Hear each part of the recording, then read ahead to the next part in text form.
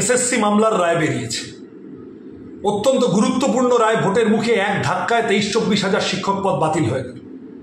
চাল আর কাকড় আলাদা করতে পারেনি হাইকোর্ট। তৃণমূলের দুর্নীতির সৌজন্যে যোগ্য চাকরি প্রার্থীরা মার খেয়ে গেলেন। আমরা যোগ্য চাকরি প্রার্থীদের পাশে আছি প্রথম থেকে, এবং যারা চাকরি পাওয়ার কথা ছিল না, তৃণমূলকে টাকা দিয়ে সাময়িকভাবে চাকরি জুটিয়েছিলেন, তৃণমূল আশ্বস্ত করেছিল, তাদেরকে এখন বলছি, কোথায় কোন সরকারি অফিস, কোথায় কোন তৃণমূলের পার্টি অফিস, কোথায় কোন তৃণমূল নেতা আপনার থেকে টাকা নিয়েছিল, তার কাছে যান, প্রয়োজনে আমরা থাকবো, টাকা ফেরত চান গিয়ে। মানুষকে লুট করে, মানুষকে বিভ্রান্ত করে যারা আঙুল ফুলে কলা গাছ হয়েছে তাদের শাস্তি প্রয়োজন। এ শুধু এসএসসি বলে নয়, টেট, অন্যান্য পিএসসি। যাদবপুরের তৃণমূল প্রার্থী টেটে নাম জড়িয়েছে, কেন্দ্রীয় তদন্তকারী সংস্থা একবার ডাকলো, গেলেন, পরের বার ডাকলো, গেলেন না, কেউ কিছু বলল না। তার মানে কি সেটিং করলো? কোন সেটিংয়ের বরাব হয়, কোন সেটিংয়ের ভরসায় তৃণমূল এই দুর্নীতি করে গেছে এতদিন? আমরা এগুলোর জবাব চাই, দুর্নীতিগ্রস্তদের শাস্তি চাই। যারা যারা চাকরি চুরিতে নাম জড়িয়েছে হয় জেলে যাবে, নয় বিজেপিতে যাবে। বিজেপিতে গিয়ে পার পাবে না, জেলে পাঠানোর জন্য লাল ঝান্ডা আছে। আজকে এসএসসি নিয়োগ দুর্নীতি নিয়ে যে রায় বেরিয়েছে তাতে বলা হয়েছে 2016 প্যানেলে যারা যারা চাকরি পেয়েছেন তাদের চাকরি গেছে, এবং তাদেরকে এতদিনের পাওয়া যাওয়া টাকা, সেই টাকা ফেরত দিতে হবে।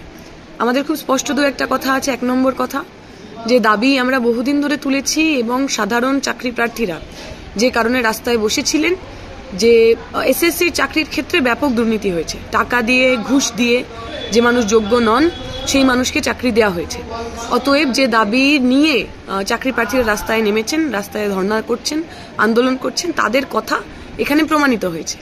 দ্বিতীয় কথা, 16 সালে যারা চাকরি পেয়েছেন, যারা যারা প্যানেলে আর কি যাদের নাম ছিল, আমার বিশ্বাস তাদের মধ্যে যদি এমন কেউ থাকেন যিনি যোগ্য, যিনি ঘুষ দিয়ে চাকরি পাননি, যার মেধা আছে, যিনি নাম্বার পেয়েছেন, যিনি পাশ করেছেন, যিনি সাদা খাতা জমা দেননি, আমাদের এই দাবিও থাকবে সেই মানুষগুলো, যে মানুষগুলোর যোগ্যতা আছে এবং যে মানুষগুলো ঘুষ দিয়ে চাকরি পাননি, সেই মানুষগুলোর যাতে চাকরি কোনোভাবে না যায়।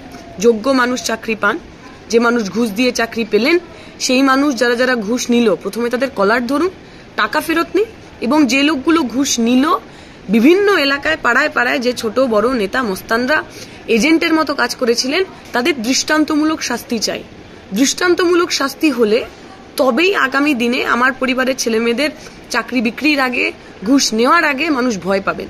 কোনো শাসক দলের নেতা যেন আগামী দিনে চাকরি চুরিতে সাহস না পান, ঘুষ চাইতে সাহস না পান, তার বন্দোবস্ত করতে হবে, দৃষ্টান্তমূলক শাস্তি দিতে হবে। যোগ্য মানুষ চাকরি পান, অযোগ্য মানুষ, ঘুষখোর মানুষ, যে মানুষের যোগ্যতা নেই, সে মানুষ জেলে যাক। আসন্ন লোকসভা নির্বাচনে রাজ্যের প্রতিটি প্রান্তে বামফ্রন্ট প্রার্থীদের জয়ী করুন।